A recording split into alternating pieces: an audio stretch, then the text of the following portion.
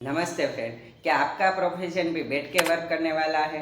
आप टीचर है या तो हाउस वाइफ है और आपको कमर का दर्द कर रहा है, तो आज मैं आपके लिए लेके आया हूँ ये 5 सिंपल एक्सरसाइज जिसे करने से आपका कमर का दर्द कम हो जाएगा। पहला exercise to touch exercise. Video में दिखाया गया है ऐसे दोनों हाथ से पैर के अंगूठों को छूना है और कमर में से आगे की ओर झुकना है। दूसरा exercise knee to chest exercise. Video में दिखाया गया है ऐसे घुटने को मोड़ना है और हाथ से खींचना है और चेस्ट को टच करना है और गिनना है 1 2 3 4 5 and relax.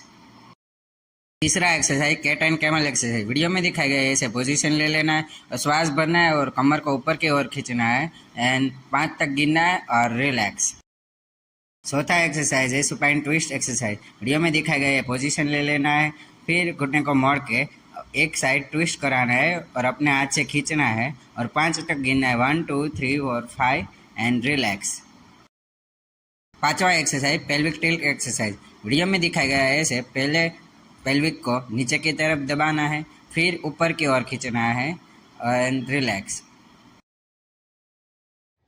Thank you for watching my video.